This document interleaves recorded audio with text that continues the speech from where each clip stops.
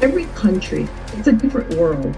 That's the way I would first say. It's a different world. It's a different experience. And people's mindset are different. And you yourself had some experience that changed your life. It might have been in my mid-30s. I know I did a mammogram and they saw something in my left breast, and they did a biopsy where they go in the needle, they take it out, and they test it. But then the first time she get it again. So could it be that the doctors really don't know what they're saying? You know, could it? I think if there was none, it's flat. There's tissue there. It's all connected here. So even, this is just my logic. I'm not a doctor. This is my logic. If you had no breasts, still all of this is connected. Blood and the tissue is all here. So from what I understand, My mom died of cancer and it tore me apart. Hi, welcome to my YouTube channel. My name is Brian and this is the Ivy Cancer Podcast. The death of my mom had inspired me to interview people with cancer or who have been affected to help spread awareness. The broader my subscribers are, the more people will be motivated to share their story.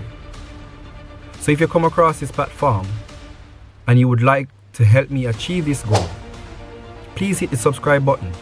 It will be greatly appreciated. A video will be uploaded every Wednesday. Thank you. Alright, almost righteous and eternal Father, we just want to give you thanks for this gathering at this present moment. We have sinned against you, we just ask that you may forgive us. I pray that as we come out of this podcast this afternoon, we may be blessed and learn something from it. Bless my guests and our family and forgive us all in Jesus' name. Amen. Amen. Amen. Okay, welcome Lisa to the Ivy Cancer Podcast. I really appreciate you taking up your time and giving us this opportunity to give you an interview with us. And I just want to say I really appreciate it. Thank you for having me. Okay. I am humbled. Okay. So it is not an easy topic, but I hope that by sharing, other people will have some insight, you know? Definitely. Yeah. Definitely. So tell us about yourself. Give us a little information about Lisa. Who's Lisa? Lisa, I'm in my early 50s. Okay, that's nice. I have 3 kids I gave birth to. I have 2 stepchildren. I'm married. I'm here in Brazil right now with my husband, as you know already, doing our music stuff. I have 3 younger sisters. We all share the same mother.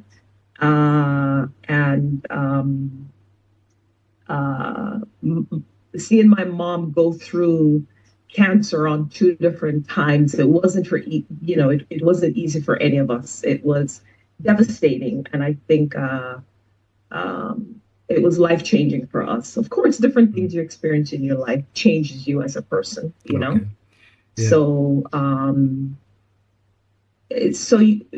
you know that the person that is experiencing the cancer, you can only try to be supportive and be patient too, and try to put yourself in that person's shoe, what they may be going through, to try to have more sympathy.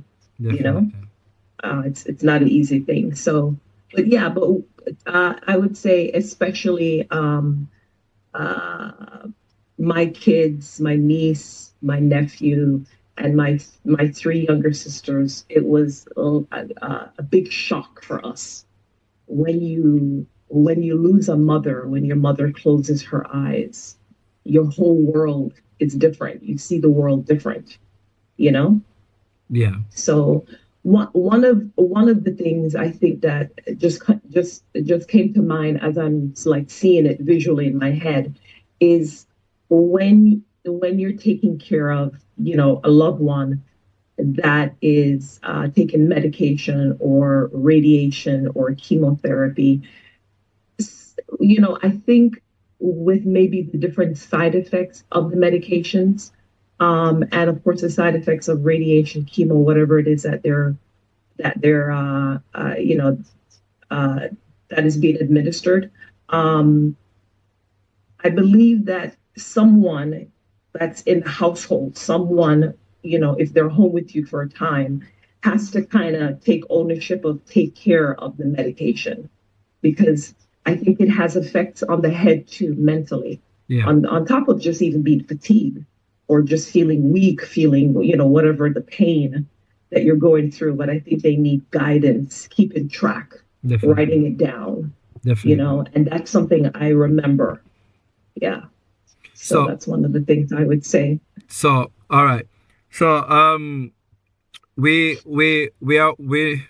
on our discussion, you know, we discussed a few things and including the passing of your mom, and I just want to lend my sympathy out to you. Hi. YouTube have two ways to push your channel. With that said, I'm asking you two quick favors. If you like what I'm doing and want to support my growth, please give me a thumbs up so that YouTube could send my videos out to like-minded viewers just like you. 2. I've noticed that 70% of you who have revisited this channel have not yet subscribed. Please hit that subscribe button. That way my channel will grow. And my promise to you is to give you more content with substance just like these. Do we have a deal? Thank you. And your family for the loss of your mom. Thank you, Brian. Before we dig deeper into the circumstance and what had happened to your mom, I just want to highlight, you know, that you're a musician. I want you to give me some insight about music. And first, before I get into the music, what it is like in Brazil. What it is like in Brazil. You know, to be honest with you, because you know, I'm Jamaican and I lived in Jamaica for the first 10 years of my life and then migrated to the US. And I'm here in Brazil now. It's been a year and about 3 months. Every country, it's a different world. That's the way I would first say. It's a different world. It's a Yeah. different experience. And people's mindset are different. And everywhere you go, each person is, you know, unique. But I think overall, learning, of course, there's the language, there's the food, there's the way of life. And what I see here so far, a lot of the way of life, simple, family, gathering, eating, partaking together, breaking bread together. Yeah. They do that here in Brazil, very close knit, family oriented, and not just mom, dad, siblings, cousins, uncles, aunts come and visit. You know, in that way, it's very, very similar to Okay. Jamaica. I Okay. see more of a similarity with the culture here, and I'm in South Brazil. I'm in Rio Grande do Sul, the very bottom. Culture is very more similar. Even places I've gone to here, it looks more similar to Jamaica. Yeah. There's streets I drive down and I say, wow, this is like, you know, I start to drive. We're down here in the town, so to speak. This is just one city of about 50,000 people. Okay. And I think now I might be the second or third native English speaker here in the city. Okay. Now, as my husband said, I'm becoming more and more popular because I'm a native English speaker and the music, you know.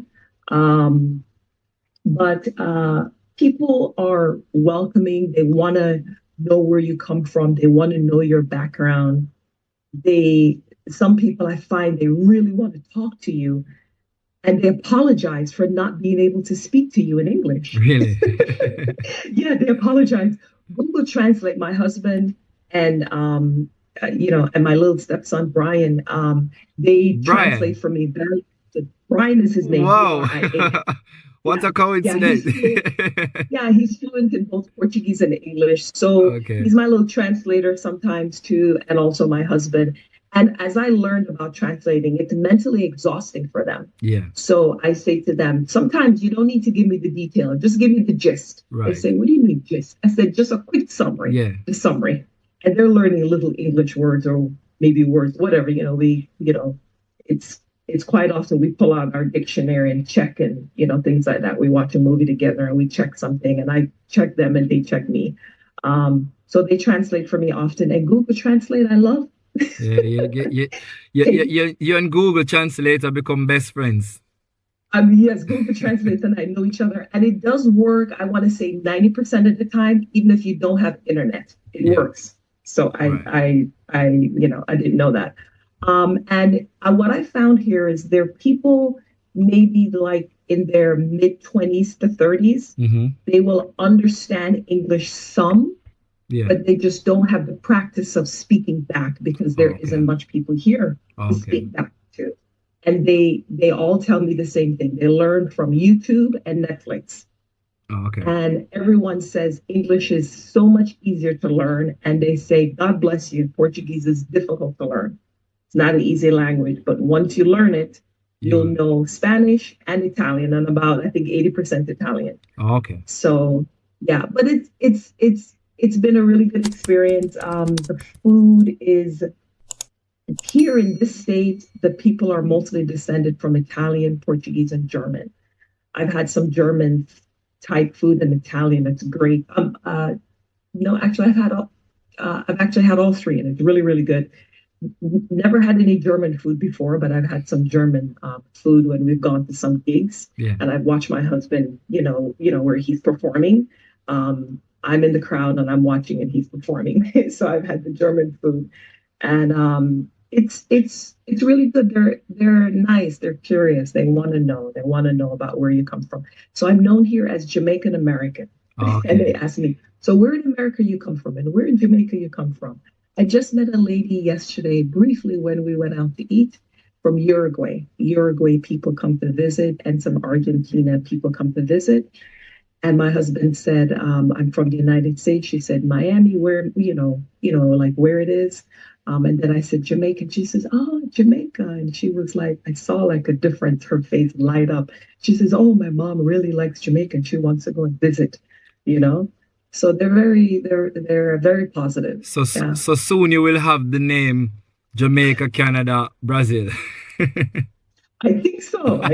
We'll see. Okay. So about your music, I notice you have a live band. I think that the person that playing the guitar is that your husband? Yes, the person that's playing the bass is my husband. Okay. Yeah, and the band is, it's actually he and I.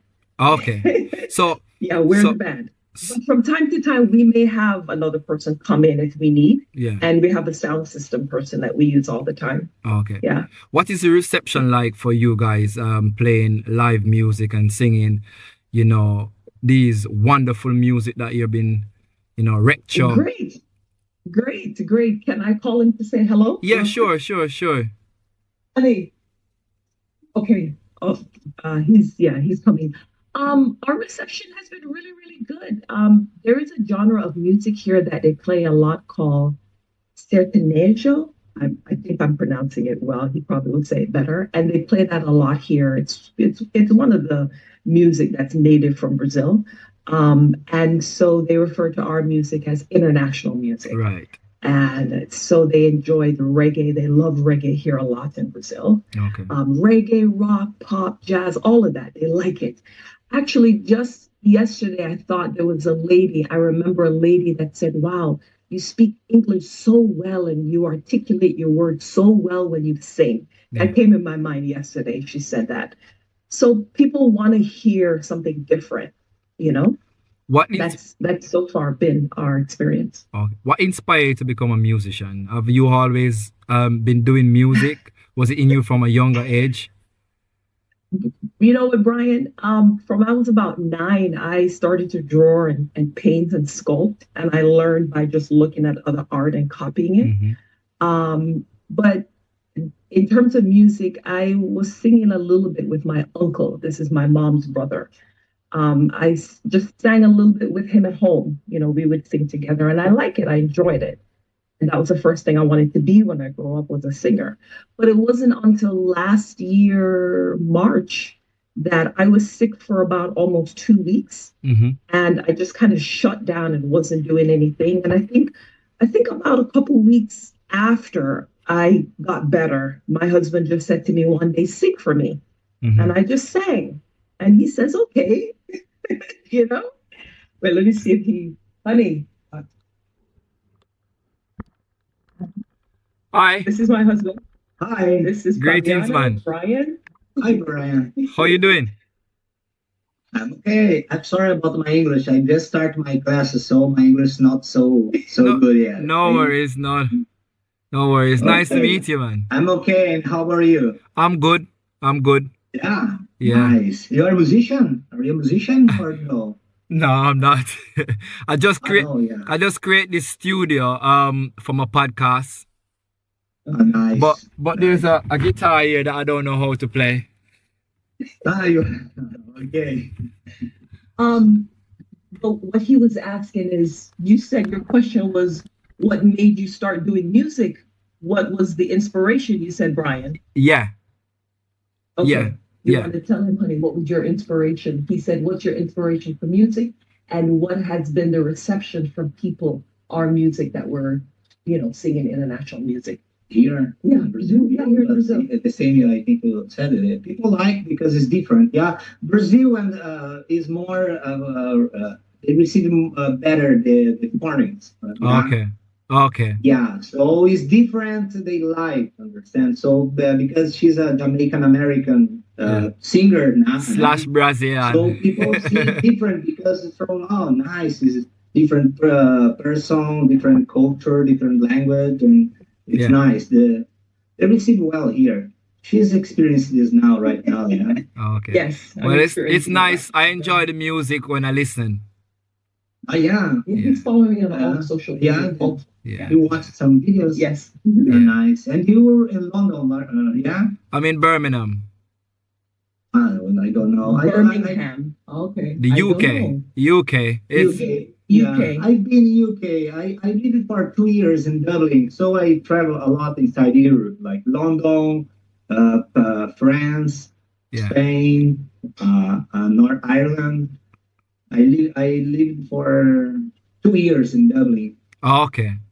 Study English there. I tried to study English. I just tried, but I work like I met people there, musicians. They have a Brazilian band there, play samba, and the people, Irish people, love that. Okay. So you were playing, and they invited me to get inside a band and play bass guitar. Okay, that's nice. That's the bass guitar that you see there. Okay. And that's on the Okay. So it's just the mic, and we have our. Yeah, you have a backing track. For example, I use a app in the online app. I can just remove the voice, the vocal, and the bass, and so I just leave the drum, keyboard, understand percussion, something like that. So we have a background.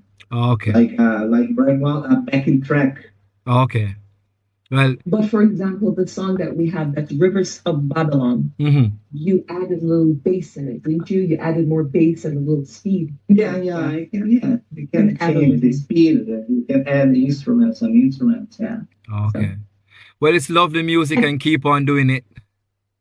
Thank you, Brian. And we enjoy the reception that we're getting from people, and I enjoy singing with him. Okay. It's fun. Okay. And still making some money. Yeah. Okay. So yeah. He was asking my reception in Brazil. How are the people here in Brazil and the culture? Yeah.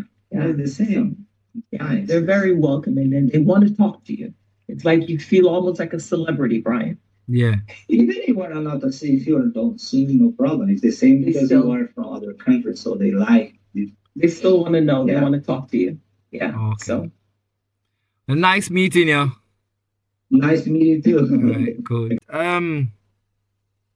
So basically, this podcast is mainly about cancer, and you yourself had some experience that changed your life. Would you want to give us your experience, how cancer that impacted your life? I personally never had cancer, but I can't remember how old I was. It might have been in my mid-30s. I know I did a mammogram and they saw something in my left breast, and they did a biopsy. where they go in the needle, they take it out and they test it, and it was negative. It wasn't anything to be alarmed of. I just make sure that I stay on top of doing my yearly mammogram and all the yearly things we do. And about 2 years ago, I had a breast reduction surgery. Just to get them smaller because they were too big. And I don't know if a lot of women know that the bigger your breast is, the harder it is to detect cancer. Yeah. So smaller is actually better. Because it's, the cancer cell would normally hide behind the fats, right? Right. I think it's more fatty tissue inside. Yeah. And then, of course, with hormones, because in my 20s, my breast wasn't that large, 30s, 40s, after kids, they change. Your body changed. That's just anybody, man or woman. But yeah, my breast became larger. And so I had a breast reduction. My mom actually wanted me to do it. And I would just brush her off and just change the topic or something. But I decided to do it. It's 2 years now. And I'm actually glad. Yeah. Because as some people may know, the larger they are, it's harder to wear clothing. And sometimes people, they see you coming, but they see your breasts, they don't see your eyes. Yeah. You know what I mean? That's one thing. And you just feel better. And also in terms of the weight on your body, your back, Right. Yeah. So personally, that's what, in terms of for myself, I try to just do my yearly, my yearly exams. When I think about cancer, it's fearful. It's a fear. My own personal take on the matter is each person is unique, their body. And, for example, you could drink a lot of soda and you're perfectly fine and you have no health issues. But I drink a lot of soda and then I come down with diabetes. So everybody's body responds differently to things. Right. Is my view, my understanding based on what I've read, seen, observation, and my 50 plus years living. But I think cancer is coming from, general speaking, environmental, and that could be in your occupation. My mother was a cosmetologist. Right. She worked from she was about 15, 16. I remember her telling me stories in the neighborhood right there in Kingston. She sometimes would hide from some neighbors because she just didn't want to do their hair for whatever reason, or she's tired. But so she was working with chemicals, the perm, the relaxers, the color, things like that we do to our hair. So, and I think when you use these chemicals, one, if you have to use it, you have to make sure you have really good ventilation, air coming through. Open the windows, plug in that thing, the exhaust thing that takes out the smell, the fumes. And even when it's on your body, I think you're still breathing in some of that stuff. Go outside. Like for me, I color my hair. Yeah. I literally have gone to the door and stand at the door because it's strong, So I think environmental, I believe stress. Am I missing something? Maybe it could be in food we eat. I don't know. Right. Environmental could also be radiation that we are exposed to. You might be exposed to a certain amount. I'm exposed to it. My body responds differently from your body. Definitely. So I think there's various things, but I definitely think stress is a factor. And so singing, the music helps me with stress. Sitting outside, getting fresh air, being more part of nature. I love walking on trails. I went to a state here with my husband, 5 hours away. It's in the state of Santa Catarina, in the city of Florianopolis. He said it's one of the, he said it's the best in all of Brazil to go to Florianopolis. And the people here call it Floripa. And they have over 40 beaches there, and they have a lot of waterfalls. So I've gone on maybe about 4 trails now, walking through nature. It's just something about walking through nature and just breathing in fresh air. Right. Put down the phone, forget about the phone, forget about the internet. So I think just nature, and I think therapeutic art, whether you're drawing, painting, sculpting, or singing, there's just nothing like it. The reduction, that has helped me. The reduction of stress helps a lot. Reduction of stress, or even avoiding stress. Right. avoiding as much as you can, you know. And I think also positive people, surrounding yourself with positive. I'm not saying to ignore reality of life. We have different things coming at us, you know, but optimistic. See the glass half full. It's not half empty. Right. And that's one thing. That's one thing. Two things. One is special I took away from my mother. Was positive. Yeah. When there's a will, there's always a way. Don't tell her anything different. My mom always said that. And you see the star, you can shoot for it and get it and touch it. Right. Sky is the limit. Go there. Yeah. You understand? So that's one thing I took from her. And another thing was she was a fighter. Yeah. A fighter. And maybe some of that fighting she shouldn't have done. Yeah. Because that could be stress. So what I've learned about that is avoid conflict if I can. I think conflict like just brings stress.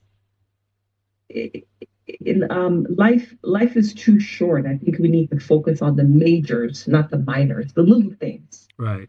See the big picture. Focus on the big picture. You know, because when you focus on the little things, little this, it's like stress. Stress. You know. Yeah, and like when I hear the negative, like it's like bothers my ear and my spirit. Just want to run away from it. Right. You need positive. Keep going. There's enough negative things out there in the world. War here, war in Ukraine, people dying. There's enough negative. Surround yourself with positive. Yeah. The spirit has to be up. Yeah. And I think that helps with the stress. You know. Some very positive words right there. Yeah, and I think also family, being around family, you know, it's therapeutic, you know? Yeah, all of that. Yeah. Positivity in general helps a lot. You know, it reduces the stress hormones. Yeah. And also when you're in a positive environment, people thrive more. Yeah. When you have negative around you, it brings the spirit down. We're not just a physical being, we're a spirit too, you know? We have a soul. So when you surround around more positive, you can be more productive. Yeah. What they say in the workplace, what do they say? Morale? Morale, positive. You get more out of your employees, out of workers, when you focus on the positive things about the person or the environment. Right. We're human beings, you know, of course we're going to have our flaws and we're not always going to be, you know, positive. Check me if I'm in a, you know, stinky attitude one day. I don't mind.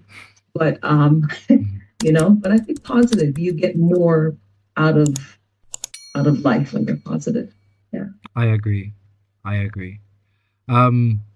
So we have 1 minute on this Zoom. As I said, when it cuts out, just rejoin the same link. Okay. Yeah. Okay. So you give us some very, very, very encouraging words, and I really do appreciate it because, as you said, we're especially in the workplace, you know, statistics proving that people with friends at work, you know, they tend to do more work than people who do not have anyone to speak with. So, your mom. You lost your mom to cancer. What cancer your mom had and what year? Can you give us some information? You know what type of cancer she has? As you know already, there's multiple different types of breast cancer. There's a few different ones. I don't know how many, but the particular one she had was hormone-based. Hormone-based, yeah. Hormone-based. Right. And my grandmother had cancer too, but she had it. It was her mid-70s in one breast, and she removed that breast and lived on to 91. She didn't die of cancer. So, yeah. So your mom died of cancer? Yes, my mom first sign of it, she was 45. And at that time, she removed both breasts. She had radiation, removed both breasts. And then it came back again at 54.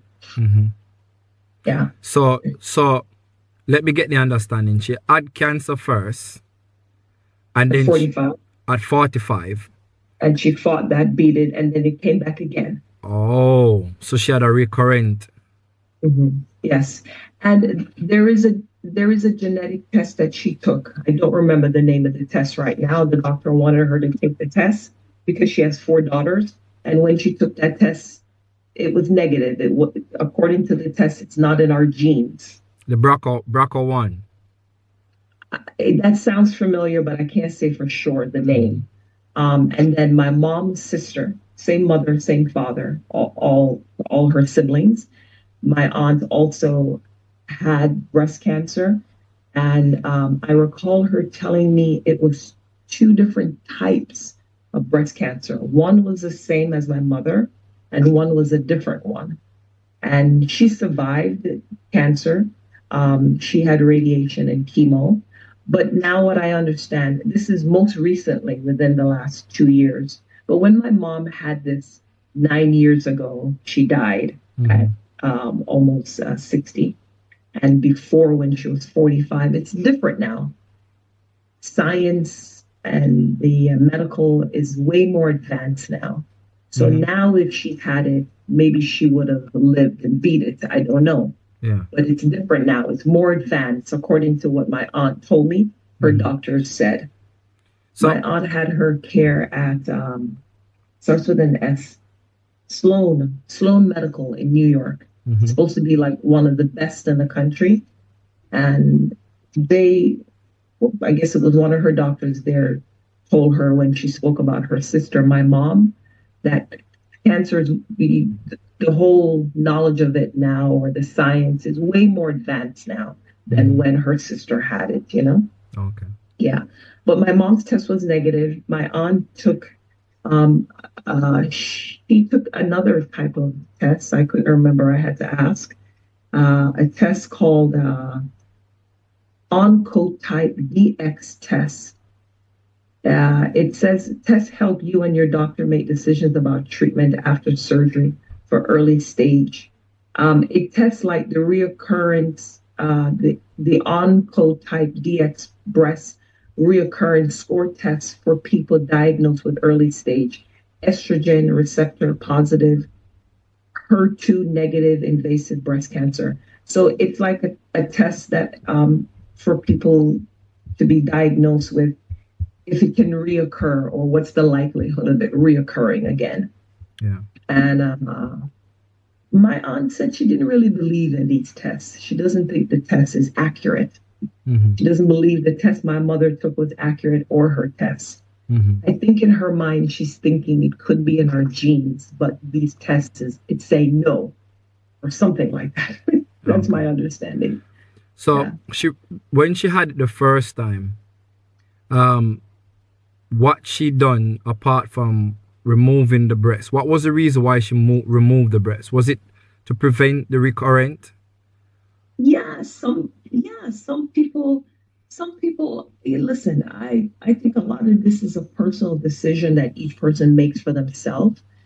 And based on what her doctors may have said to her, based on some people just want to take a more aggressive approach.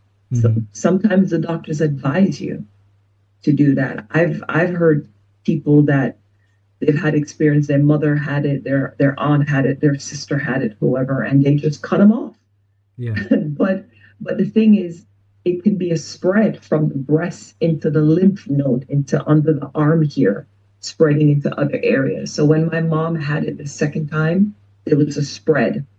You know, they even take a test from in here to test if there is some sort of spreading. And I recall that the test was telling her there wasn't any spreading. I don't really think they know, to be honest with you. See, what you're saying to me now, I kind of lose faith now, because doing my research, because since I lost my mom, I've been doing some research. And while I'm researching, one of the things I came across with was doctors recommend patients with breast cancer to cut the breast off to prevent recurrent. Right. But now you're saying to me, your mom had it, she cut her breast off, but then First time. she get it again. So could it be that the doctors really don't know what they're saying? Could it be that they're just running some tests on people to figure out what work from what don't work? Well, listen, doctors aren't God. They don't know. I do believe God is omnipresent and he knows all. Right. Before tomorrow comes, he knows already. Definitely. But they don't know everything. But based on their knowledge, I think they're advising you the best they can. But if you think about the breast, think if there was none, it's flat. There's tissue there. It's all connected here. So even, this is just my logic. I'm not a doctor. This is my logic. If you had no breasts, still all of this is connected. Blood and the tissue is all here. So from what I understand, they take like a sampling here and they test it. They, according to what man has created these tests, is telling them there was no spread, maybe. But how does one really, really know? Right. It's a little bit of a gamble, I think. You know what I mean? Yeah. That's my understanding. That's how I view it. That's my view. So how long after she done the first operation, get rid of the cancer, how long after that then it come back? She was 54. So basically, so 45 the first time it showed up, and reoccurred again she was about 54, 55. So about 10 years after, roughly. Yeah. Okay. Yeah. So reoccur, what happened? Like, how long did it took her to take her out? What I understand was, I remember my mom saying she had like a backache or something like that, and it was going on for a while, and she thought it was from walking the dog and she fell or something, but she eventually got the test done, CT scan, PET scan, PET scan, they call it, different scans of the body. I don't know from when she was diagnosed again with it, how long. She went on a good while. I don't know, at least a year or plus, a while, because she did radiation, the chemo again. She was looking better, got better. It's something where the spreading went into the back, like affected even her posture. And there was a pill I remember them telling her to take, tamoxifen. Right. It's basically like a chemo pill, yeah. And she's supposed to take it for 5 years. And she didn't take it for the 5 years. It was giving her other side effects. One of the side effects I remember her saying was she was walking and her knee just give out on her. So these medications, they have other side effects, the chemo thing. And from what I know about chemo is not just a one thing for everybody. There's different chemo. I guess like maybe some sort of formula or whatever they come up with, and based on your cancer and all your demographic, whatever about you, they say this is the one. So it's not just one chemo for all, it's different type. And so she had that chemo too. I remember going with her to a couple of those chemo treatments, and you sit there in the chair and they put it through the IV and you're there for a good hour or so. Yeah. And your diet is different too. You're much more susceptible to getting sick. Like you might want to go to Chick-fil-A and get a nice salad. People, you can't really do that. The water is different. There's a particular water that we got for her. Penta, P-E-N-T-A, Penta water.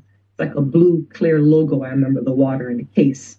It's something about in the water that helps to put back some things in your body you need. Right. But it's just easily where you and I, our body, we can go eat the salad and we can fight off whatever bacteria because our immune system is strong. Yeah.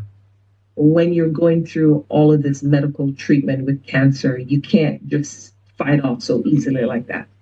So could it be that's the reason why they normally give you a diet plan or a meal plan, I should say? Yeah. And to be honest with you, the word itself scares me. And this is my opinion. Everybody do your reading, talk to your doctor, learn for yourself. But and also, like I say, it's different now today than it was 10 years ago. Right. And I don't think there's a one path for everybody. It's same. Everybody's different. Everybody's unique situation, case is different. But the chemo thing, I don't know. I just think if the cancer don't kill you, I'm not sure if I believe in the chemo thing. Okay. I think that will put you out too, that, in my opinion. I'm not sure. But my aunt went through radiation and chemo, and she's fine. She is cancer free now. She's surviving. She's stronger now. So for her, it was good. So was it But the my same mom- kind of chemo she get as what your mom got, or was it I different? don't think it would be, because this is 12 years back before my mom had it. Okay. And then this is more recently. So it would be a different chemo treatment. Okay. Chemo itself, what I understand, is a medication. It's a medicine. Yeah. And it's not the same. Your chemo might be or the next person's chemo. It's different. Yeah. You know, Right. but from what I know, from what I see, sometimes if the cancer doesn't kill you, I think the chemo can. That's what I see. And It's like there you was, it's like you're between a rock and a hard place, eh? yeah. It's not like a one size fit all thing. And I saw something on TikTok about 2 weeks ago. This person identified himself as a doctor, and what he said in the United States, the chemo, they definitely get kickback money for the chemo. Oh. And he said something about, like he said in the video, 90 was a very high, like he said, 95 or 98% of the chances when I think it was 97% of the time when they get chemo, the chemo, it doesn't work. It's proven that it's of no benefit. Why do they continue to give chemo? He said it's money. This is what this doctor is saying. Big pharma. Yeah. Big pharma. So, but like I said, Because I'm not a doctor. Because based on my research, I would share the same with you, because based on my research, I don't think chemo really is beneficial comparing to the side effects. I think people should literally just, study for themselves, look if they are come across with cancer, read the side effects, do some research, look if it makes sense for you to take it. You know what I mean? Before you go ahead and take it. Because it might work for someone else, but it might not work for you. Because like someone that recently passed, that was a part of the family of my podcast, he was taking chemo to the point where they took him off it because it wasn't doing nothing for him. You understand? So it's not everyone respond to it, as how they would want it to.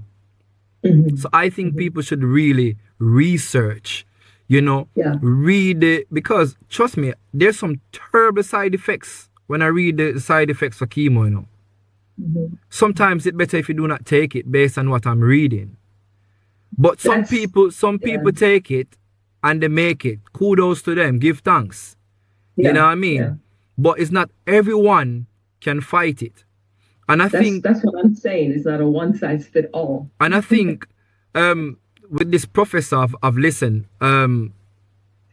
Professor Thomas Seyfried, he comes with a different approach, in chemo, because he as a professor is not agreeing with chemo, but he have this chemo versus basically a diet, take a different approach. So you're being on chemo to fight it better, try to change up your diet a little bit, do some exercise, and do some, as what you said, some naturistic therapy, and try think positive, you know what I mean? And maybe that would help us. I think overall, just taking care of yourself better. Definitely. Whether it's being more in tune with nature and how your body even, like I noticed when I went on those trails, it was like rejuvenating. I was by the beach too. I love the beach and walking through the trails and the garden. And I'm here in Brazil and looking at the vegetation and I'm observing, oh, this is different. Oh, this is just like we have in Jamaica. Oh, I see this in Florida. So just it's lovely. The beach feels is good. the beach is definitely Noticing the changes therapeutic. in your body when you're The beach yeah, is yeah, definitely therapeutic. It gives you yeah, some electrolytes in your body, yeah, I so believe it's it. definitely good, as one And some sun. right, definitely. As this Yeah, lady Barbara O'Neill always said, take off your shoes, walk on the grass, go in and we did. nature, you know what I mean? Yeah, Interact one to one with nature because our yeah, body was yeah, designed to heal itself. You yeah, know, we did. if it given the right treatment, Hmm. you know what I mean? Hmm. Something Hmm. I've learned recently that I've never known before, that your liver is the only organ in your body that you could literally cut and it just grow back like that. Really, Yeah, it really. so Oh wow. the liver was designed to Uh-huh. reproduce, to heal Uh-huh. itself, Uh-huh. and that's where most of, well, I would say that's where all sickness comes from. So Okay. if you have a healthy liver, based on what they said as a researcher and as a scientist, and what they said, if Hmm. you have a healthy liver, then you can get rid of any toxin that is in your body. Hmm. So Hmm. I think if we treat our body properly, Hmm. give our body the right nutrient that it needs, Yeah. mineral, exercise, you know, drink a lot of water, I Hmm. think, we would be up to a more better, healthier person to fight Hmm. these Oh yeah. sickness. And I think also eating more variety of vegetable and Definitely. fruits. Definitely. Variety. Variety, yeah. Variety. Definitely. I can't the ones that they call what do they call it again? They call it what do they call it? Food. It's what's the word? Superfood. Superfood. Yeah. Superfoods. They call it. Yeah. There's this particular one though. I can't think of the name of it. I was growing it there in Florida. There's a little tree it grows into. And you can take the leaves off of the tree and put it in your salad and eat it. Right. I just can't think of the name right now. Yeah. Need to get the plant here. Yeah. Yeah, but variety Right.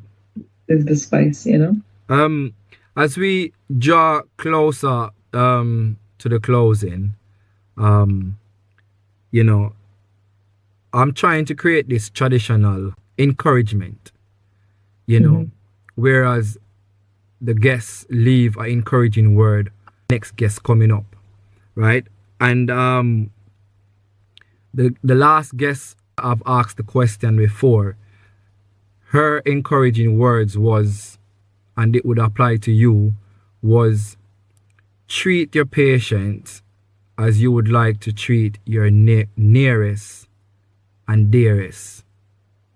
So basically treat people as how you would want to be treated. Of course, right? Yeah. But I am going to ask you your encouraging words just after this, right? So you do music and you have social media platform. Where do people can reach you and see your performance, see what your music is like?